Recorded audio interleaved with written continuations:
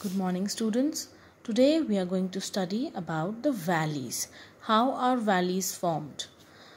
Now, what is a valley? Valley is a low-lying area between hills or mountains. They are low-lying areas. They do not have any height. They are low-lying areas which lie between hills or mountains. They are formed by two types of forces.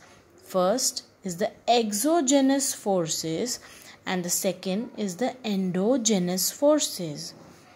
Exogenous forces means these are the external forces operating on the surface of earth. They are basically the forces of erosion, which includes river, that is the flowing water, moving glaciers, or the waves, which can bring an erosion in the current landforms. Second is the endogenous forces, which means the internal forces operating inside the earth. These are basically the movement of the tectonic plates. There are some tectonic plates in the earth's crust. These tectonic plates lie one over the other. There can be some movement in these tectonic plates but when they slide on each other or when they collide with each other. This collision or this sliding of the plates creates vibrations, and that is how earthquakes occur.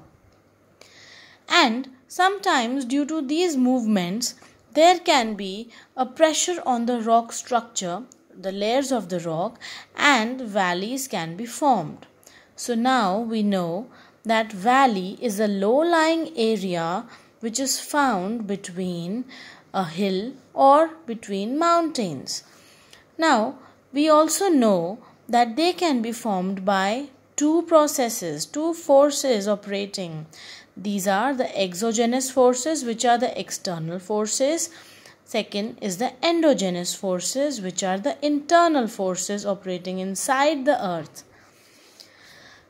Now, we can bifurcate the valley into two parts, U-shaped valley and V-shaped valley.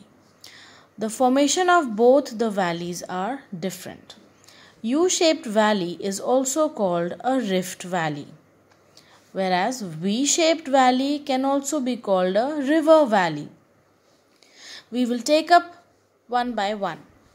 Now, U-shaped valley or a rift valley is formed between two faults. Faulting is the process in which block mountains are formed.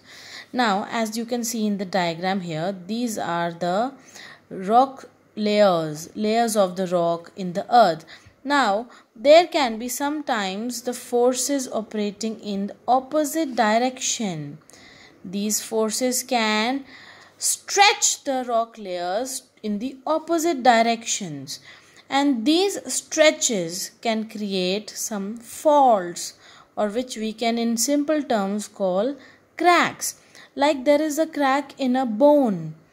Similarly, there can be a crack in the layers of the rocks as well. When these cracks occur, either the land between the cracks sinks down, or the land on the sides can sink down and the middle part of the cracks can be upraised. If the middle part is upraised, it creates a block mountain. If the area between the cracks subsides down, it creates rift valleys. Now, here as we had written before, these can be formed between two block mountains. Now, here we can see the rock structure has changed into one block mountain. Then we have a rift valley. Then again we have a block mountain. Then again there will be a rift valley. So, between two block mountains can be formed a rift valley. The examples for the rift valley are Narmada Valley, which is in India, and Nile Valley, which is found in Egypt. Now we'll take up the V-shaped valley. V-shaped valley is formed between two fold mountains. Now here, as we can see, these are the layers of the rocks. The pressure the forces are operating towards each other.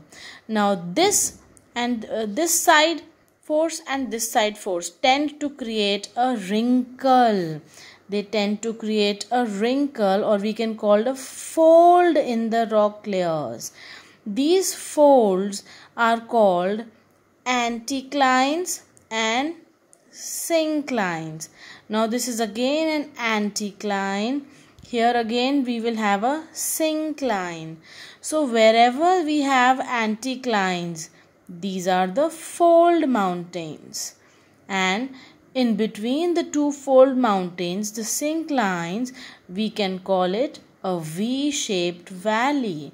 These can be called a V-shaped valley. Now, these valleys may or may not have a river flowing in them.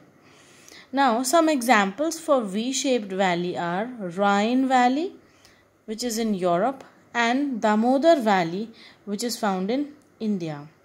I hope, children, this concept is clear to you for valleys. Thank you.